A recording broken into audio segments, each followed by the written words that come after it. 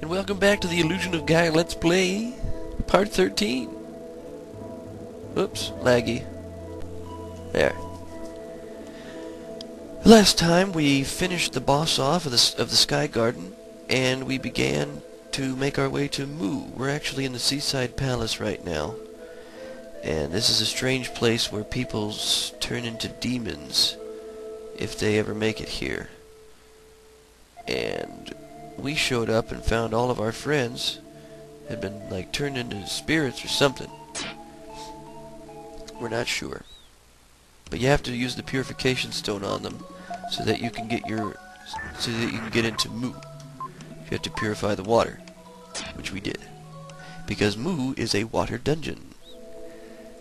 Seems like these third dungeons in all these games are water dungeons, but at any rate, it's making sense.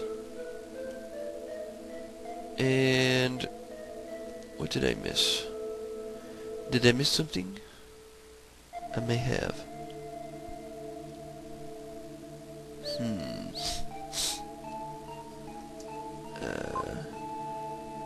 On the top floor of the palace is a passageway leading to Mu. Okay. That's where I just was. What did I forget?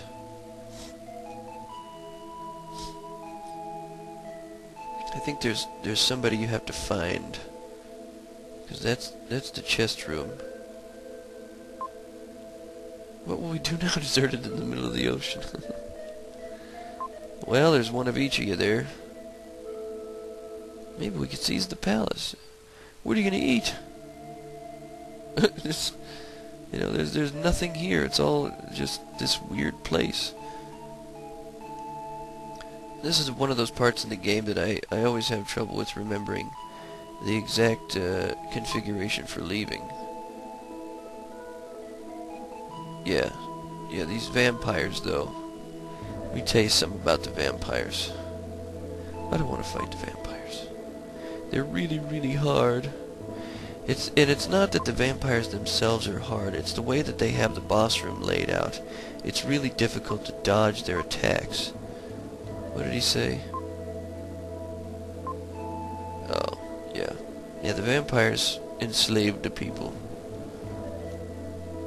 But as I run around aimlessly and comment, I can't waste too much time on this.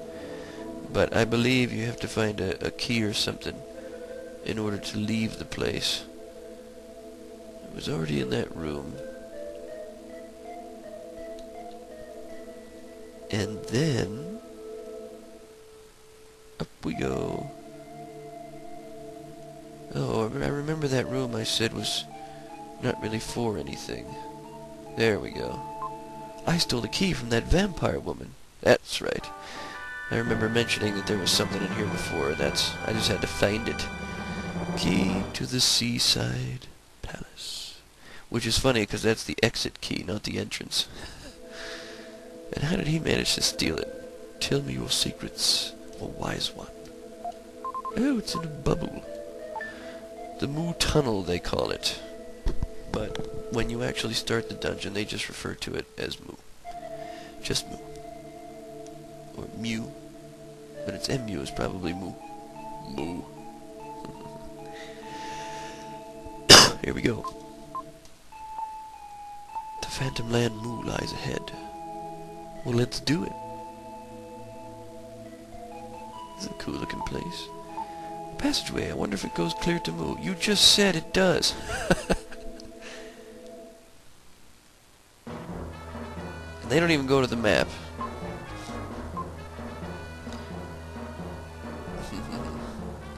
Now, I do like this dungeon as well, but this one gets kind of complicated, because Will learns a new dark power, the Psycho Slider. And of course we've got new enemies, and these guys kind of suck, because they expand and contract, and you can only hit them when they expand, and they get mad and shoot off a bunch of rocks in 8 directions, and it's just annoying. And the puzzles are strange, because you have to lower the water level twice. And you have to find the switch that you have to do it with. And, yeah. You'll see what I mean. This is probably going to take 3 parts to complete. This one, another full one, and then part of a third one to get done. Right here, this little thing at the bottom, that's where you use the Psycho Slider, because you have to slide under the way there. Try to get... Oh, did I mention they fire rocks at you? Not just the 8-way rocks, but normally. I think it's time for an herb, maybe? Yeah, why not? No, you know what? I just decided not to. I'm gonna save it. Maybe if I get down to 1 or 2 health and I don't get an HP up. Oh, and these guys. These are like Magikoopa. Because they don't always appear where you need them to. There we go. Oh, and there's the life up. They usually do give those. That's why I waited on the using the herb. Now the other thing about this dungeon that kind of helps you is these statues. There's usually 2 statues in a room and they're both looking a certain direction. It's empty! What a raw deal! But this is a precursor to when you need to find an item somewhere. You just have to look where the statues, where their paths intersect, and that's where it is. So knowing that is good. Oh, and these bubbles. Let me tell you about the bubbles. Oh, hello, invisible guy. It shoots a homing magic ball at me. Oh, that was a close one. Where are you? You're dead. More life. Yeah, the bubble here, you use it to bounce off, obviously, and then you can get a running start. And you'll see why we need that later. Let's try to Psycho Dash these guys. Didn't really hurt him at all. Huh. Oh, and he's mad. He's also dead. Kinda like me. This one, and yes, you can use your dark power to pull them toward you. That was smart. Now we use the herb. These guys are easy, but they can jump around. Jump diagonally. So we don't want to get too hurt by them. Alright.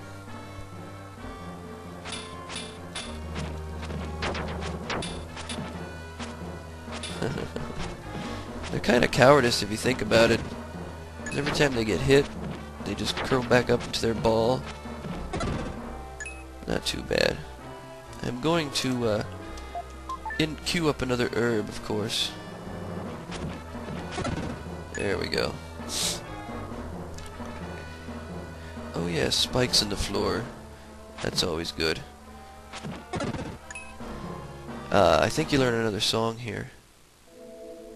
Room of Hope. Oh no, that's where you put the Statue of Hope. That's right. We'll find that later on.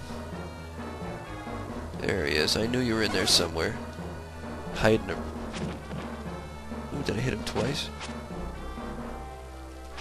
Yes. Life! Yeah, they're really important to kill. They save your herbs, which you can see there are no item shops or traveling salesmen in this game. All the items are collected in real time. So whatever you find, you gotta use. And you're dead. Oh yeah, dark power. Bring it home. Going kind of a circle here. We're approaching our 6 continue mark, which is really cool. Ooh, even they're hurting me. Let me take another one. Ah, see that? I screwed myself. Where are you? Now the other interesting thing about this dungeon is that you see how there's 18 enemies. Well, there's only about 6 or 7 on this first layer. You actually get, by the time you finish lowering all the water levels is where you actually get to defeat all the enemies and get the health ups and the strength ups. So they don't actually give you anything. Another empty chest. They don't actually give you anything until you're almost done with the level. So that puts the curve on these enemies in a whole new perspective, because you have to fight them as will, and you don't really get any power-ups until you start cleaning house. But at the same time, it's nice that they do that, because you can kind of use that for navigation. You know once you go into a room that has almost no enemies, you've definitely, just about cleared it. See, there's 11 more enemies in this area. So I'll get them later. I have no choice. But at least I know what to do. The first goal is to get that Statue of Hope. Now see, here's what they're talking about with these empty chests. We got a face here, you got a face here, go where they intersect, and the path is revealed to you. The Statue of Hope. So, was there a room with the same name? There sure was. So let's go take that statue, put it on the pedestal, and then we can lower the first level of water. Oh, now she says something. She's telling me that the treasure chest line up with the faces, and she said it after I found the hidden item. Oh well, nobody's perfect. Isn't that what he said before? Yep. Alright, so here we are in the statue room. And now I get a little weird cutscene. A strange whisper is heard from somewhere.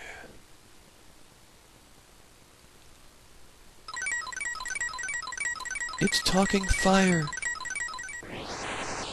Oh no. What did I do? Don't hurt me, I still have so much to live for. The sun god Rama. The ocean holds power. Cool. Thanks for the completely useless information. Let's continue. Because there's less water than before. Sweet. So the logical thing to do is to continue in this area. But there's no way down. We gotta go back around here and use the stairs provided. As you can see, there's new challenges now waiting for us. You've got to use the stairs up here, or the ramp, to... Oh, hello. Yeah, see, he can go on the other side, making it impossible to hit him. And then he gets hit by this stuff. But that's okay. Yeah, that bubble is basically used to get you back up that ramp. Because I'm pretty sure further on in the dungeon, you can only go up on them. Yeah, see, this one you can travel, but some of them you can't. You have to use the bubble to knock yourself back up them. Oh, and this thing likes to, extend itself at you. Oh my goodness, I am about to die. Fortunately, I have 5 continues, almost 6, so if I did die, you know what? I missed this guy. Well, I have to come back this way anyway. If I did die, I would have started right from that entrance. That's the nice thing about the continues. But of course, they're a lot harder to get than they are to use. I really need power-ups. They aren't too far off. Yeah, see, the blue ones like this, you gotta use the bubble here to, then you can stand up here and take care of business. Die! Yeah, that's what I'm talking about. Oh, hello. Hello, shadow thing. Oh yeah, I got a hit on him right before he disappeared. That's what you gotta do. That jump attack hits him just before he disappears. Okay, sweet. Alright, we're coming down to the end of part 13 here. We got the first water level lowered already, going for the second one. And we'll do that in the next episode. So, thanks for watching, and I'll see you in part 14.